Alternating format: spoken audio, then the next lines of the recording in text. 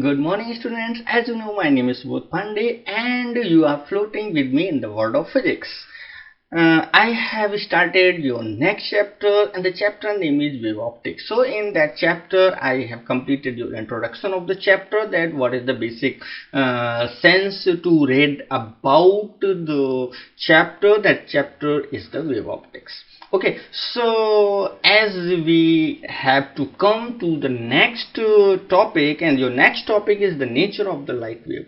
So basically in this chapter we have to go through the wave, so it's compulsory, it's necessary to know about the waves. So what are the waves?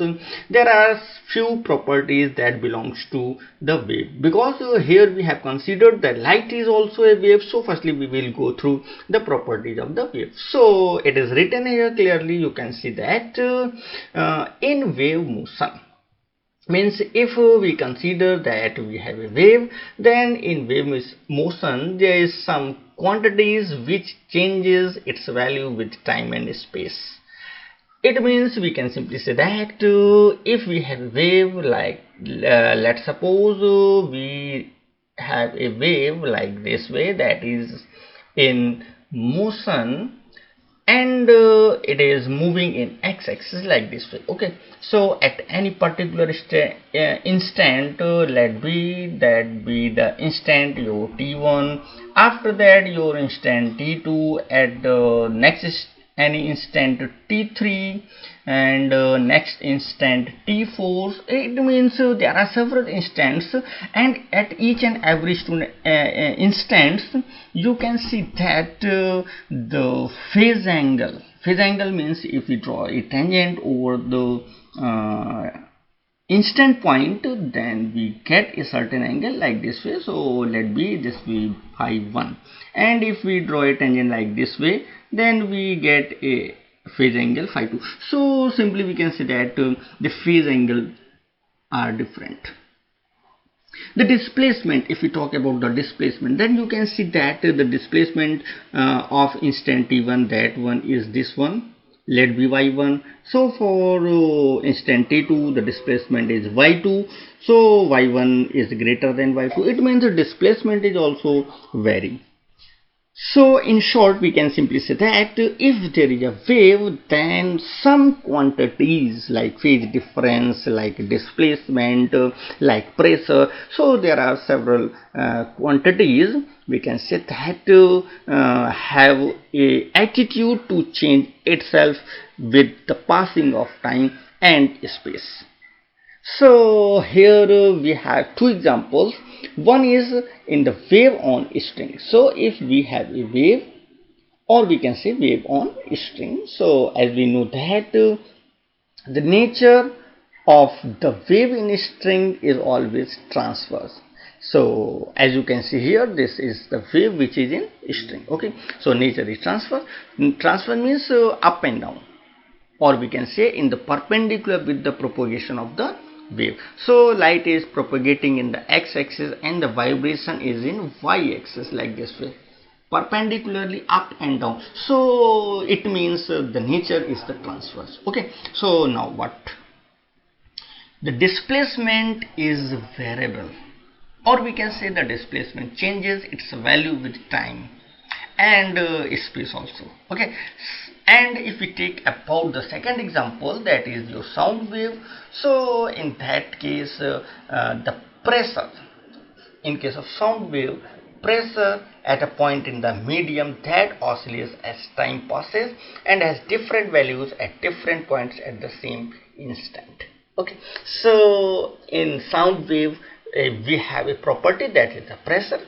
In case of your string wave we have a property, that is displacement. So we can simply say that if there is a wave, then it must have some property that must be changed with the passing of the time and space. So this is about the waves only. Okay, now as I have told you that we have considering here that light is a wave. It means light must have some property that should be also variable with the passing of the time, with the passing of the space also. Okay, so what now? We know that the elastic property of the medium, and that is responsible for the propagation of disturbance in the medium. So if we have a wave and the wave is propagating, then there should be a medium. We all know, as I am speaking and you all are listening, so the sound wave is propagating in a medium. The medium is air. Okay, so if we remove the air, then you are unable to hear my sound. Okay, so it is very necessary that in between my mouth and your ear there must be a medium, and the medium is air. So through that medium the sound wave travels like this and reaches up to your ear. So we can say that the medium is must for the propagation of the wave. And as we know that the medium has also property, and the property is elastic property, okay, or the inertial property. So if we have the elastic property, if we know the elastic property, if we know the inertial property, then we can easily calculate that how and in which pattern, what are the possible ways to move the wave in that particular medium. Okay, so this is about the wave, but the case of light is a bit different. The light waves need no material medium to travel. Okay, so as I have told you that if we have a wave and it is propagating, so there must be a medium. But in case of light wave, there is no need of any material medium. They can propagate in vacuum. As we know that, let's suppose this is the earth, this is your sun, from the light coming, okay, and the light waves is moving like this way. So what is here in between the sun and the earth? It is your vacuum. Okay, it means light wave can travel through the vacuum, or we can say that light can travel without any medium. That's why the light waves are known as non-mechanical waves, because they are no need of any material medium. But as I have told you that if there is a wave, then there must be a we can say medium is required. Okay, so the question in front of all the physicists of the world, that if we assume that the light is a wave, because we have already introduced the interference, diffraction, or the several phenomena which are based on the wave optics or the wave nature. Okay, so the question is that the light is the non-mechanical wave because it can also travel in the vacuum, and vacuum means there is no medium. But the propagation of light, the propagation of wave, there must be a medium. So that is the big challenge in front of the whole world. So what should we do? At that time, it is supposed that there should be a medium, and the medium is taken as ether. Okay, so ether is the medium which is taken as the medium for the propagation of light wave. Because ether is light and it is not visible, so we can assume that vacuum is the representation of the ether. Okay, so this is your assumption. We can say that because we have to justify the motion of the wave, and we have considered the light is a wave, so it is necessary that we must have a medium, and we have a vacuum there through which the light can propagate. So vacuum is considered as ether in the propagation of light as a wave. So I hope that up to here each and everything is clear to all of you. Now what? The quantity that changes with space and time, in terms of which the wave equation should be written is the electric field existed in the space where light travels. Because I have told you that light is a wave, okay, and the nature is transverse, and the equation of a transverse wave, you know that it is written as y equal y naught sine omega times t minus x upon v. So this is the standard equation of any transverse wave. So with the help of this, we can say that this transverse wave, we can write the equations for the light wave. Because light is an electromagnetic wave, means electric field converted into magnetic field converted into electric field, okay, and both fields are perpendicular to each other, means electric field and magnetic field are at 90 degrees with each other, and also perpendicular with the propagation of the light. Okay, so what I want to say that that suppose this is the direction of the propagation, and this is the direction of the electric field. So electric field vector, this is the direction of magnetic field, so magnetic field vector, and the angle between all these three must be 90 degree. Okay, so this thing is quite understandable, that if it is not possible, then the symmetry will not exist. Okay, so that is the another thing we will discuss in the later on. Okay, but here as we know that the light wave is non-mechanical wave, light wave is electromagnetic wave, light wave is your transverse wave. It means it can be represented in the form of transverse wave, and the standard form of transverse wave, that is y equal y naught sine omega times t minus x upon v. So we have taken y as the electric field. So electric field E equal E naught sine omega times t minus x upon v. So E naught is the magnitude of the electric field at point x at time t. Okay, so up to here I hope that each and everything is clear to all of you. Now we will discuss about the propagation. Because up to here we have clearly understand that if light is a wave, then what is the required medium if possible, or we can say that if it is a transverse nature, it has transverse nature, then it must be written in the mathematical form as y equal y naught sine omega times t minus x upon v. So now the time comes that we discuss about the speed. So the speed of light in vacuum, as we all know that the speed of light in vacuum with respect to any observer is always the same. Means throughout the vacuum the speed of light remains same, whether it be me or any other person or any other object. So it is constant, and the constant value is 3 into 10 to the power 8 meter second inverse. Okay, the speed is fixed, universal constant, irrespective of the state of motion of the observer.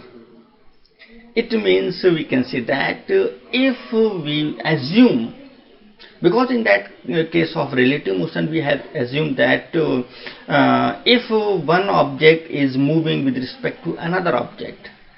Okay, for example, if we take about it is Mr. A and here we have Mr. B, and both are moving with the same speed. Okay, so with respect to each other we can say that the velocity is 0. Okay, so with respect to each other the velocity is 0. But if the theory belongs to the light wave, then the principle of relativity is, or we can say, can be neglected. It means there is no effect due to the motion of the observer on the speed of the light. It means the speed of the light can be taken as the universal constant and the value is fixed, that is 3 into 10 power 8 meter second inverse. And now one next thing is there, that the speed of light in vacuum is denoted by the letter c. So if c is written anywhere, then it is treated as the speed of light, and the value is taken as 3 into 10 power 8 meter second inverse. Now when a light wave travels in a transparent material, the speed is decreased by a factor mu called the refractive index of the material. So this thing I have already discussed to you, that what if we suppose that light is moving from one medium to another. This is your suppose one medium is there, and your light wave is coming like this way.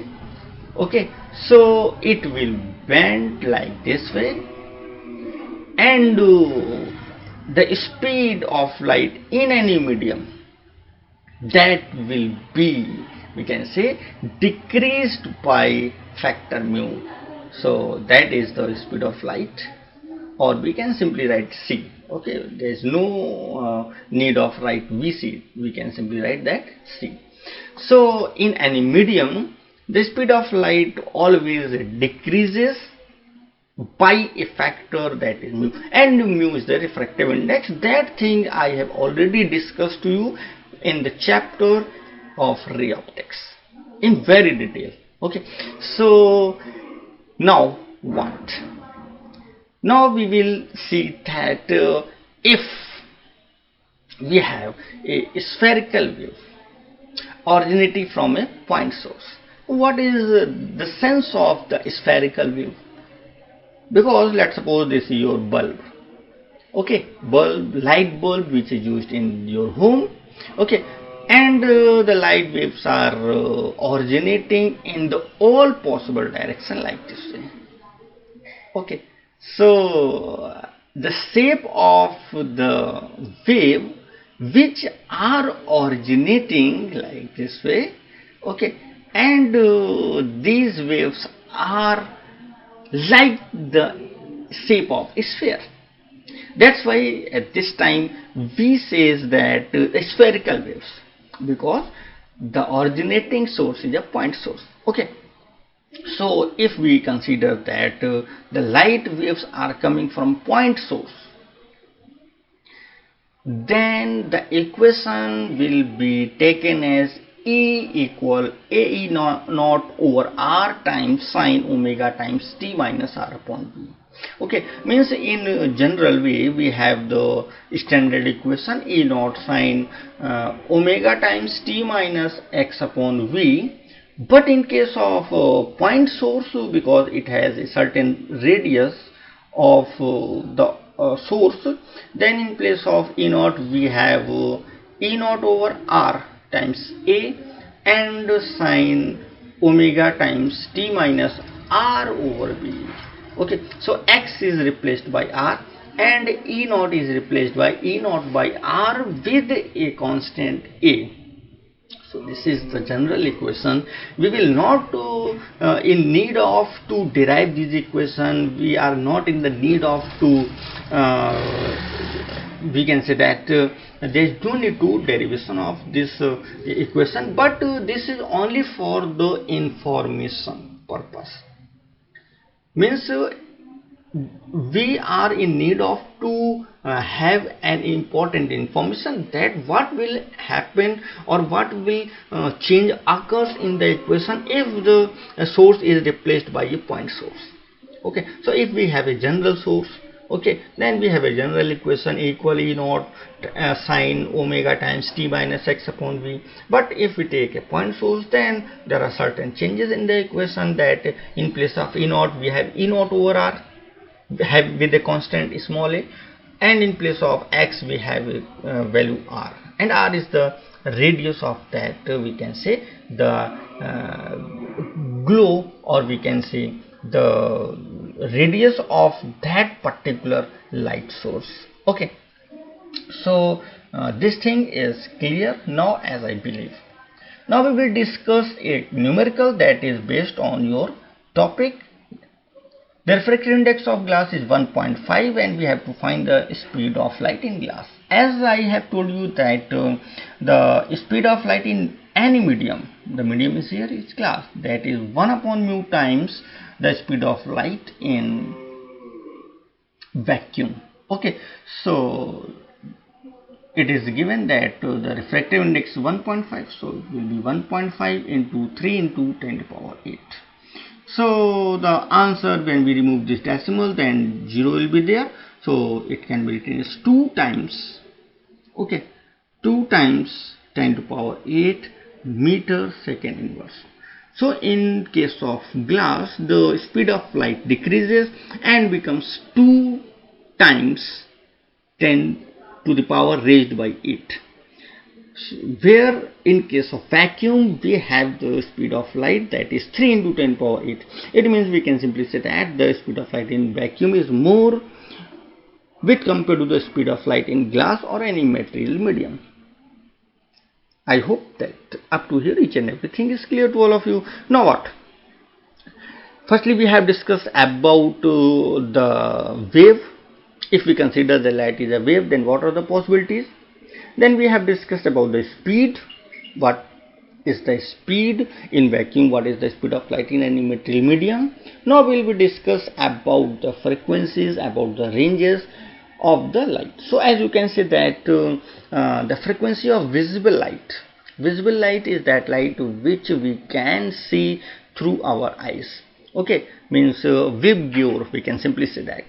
Vibgyor. So all colors which comes under the spectrum represented by Vibgyors is the visible light, or we can say that we can easily see that colors, that light spectrum.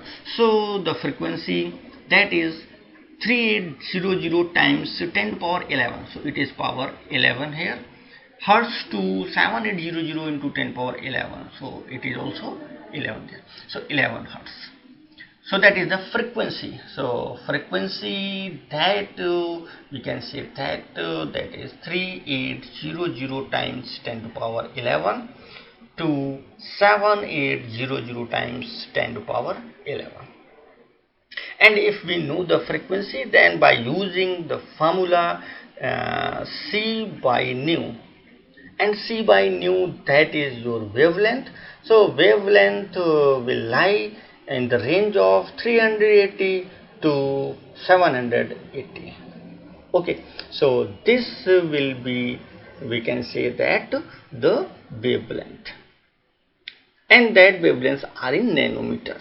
So this frequency is in hertz and the wavelength is in nanometer. So this is the range of the light which is visible to us. That's why it is called the visible light. Okay. Now we can say that the color sensation to a human eye is related to the wavelength of the light. What does it mean? It means what color we see, that is basically your wavelength. So color means a particular wavelength. This is the very important point. Each wavelength represents a specific color. Okay, or we can say that the spreading of color. Whenever there is a change occurs in the wavelength, then the color of that particular light also starts to change. Okay, so light of single wavelength is called monochromatic light. Mono means single, chrome means color. So if we have a light that is a single wavelength, so there must be a single color, and at that time we consider the light as a monochromatic light. But as we all know that it is not possible that any light source can be monochromatic. Because if we talk about simple white light, then it is nothing but a spectrum of 7 colors. Okay? So white light also have 7 colors, that is written by Vibgyor, Vibgyor. Okay. So how is it possible that we have only a single color or a single wavelength? So it is not possible, because this is the spectrum and always changes occurs.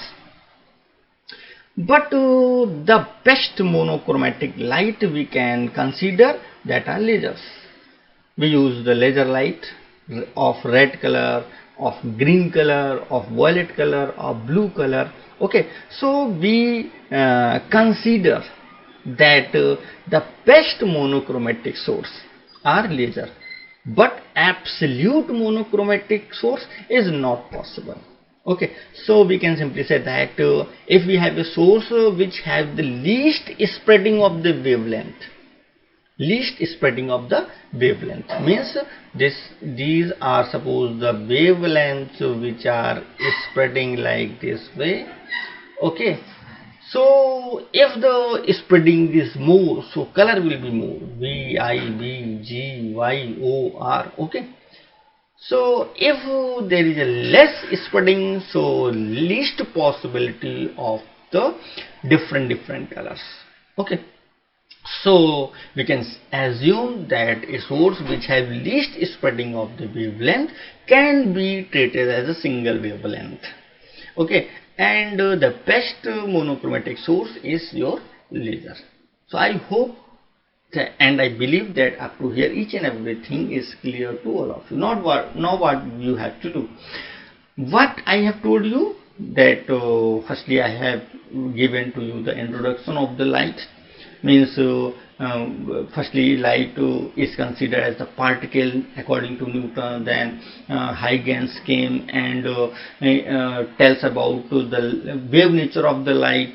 Okay, so in that lecture I have introduced you that there is a certain hodgepodge condition between the particle nature, between the wave nature. Finally the world shifted to the wave side, and then Holbein and Leonard came, and at that time Einstein also came, and again world moved towards the particle nature. So there is a ball which is rolling one time in the court of Newton and one time in the court of the Huygens, and finally we discussed that it has a dual nature.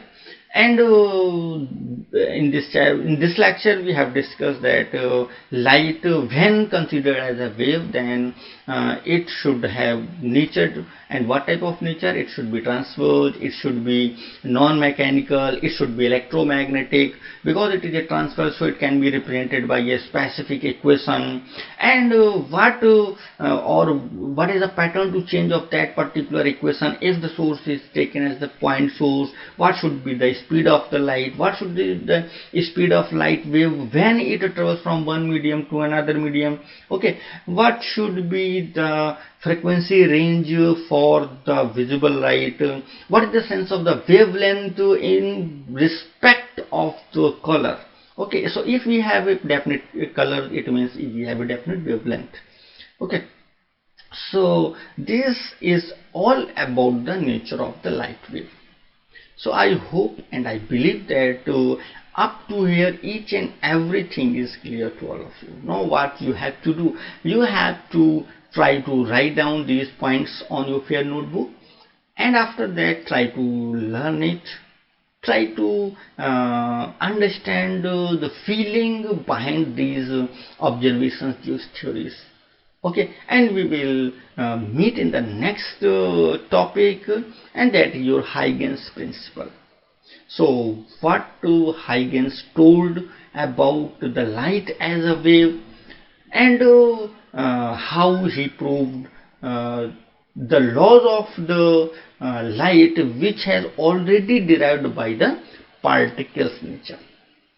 Means laws of reflection, laws of refraction. So each and everything we will discuss in your next lecture. Okay, so thanks for watching me, thanks for listening me, and keep in touch with me.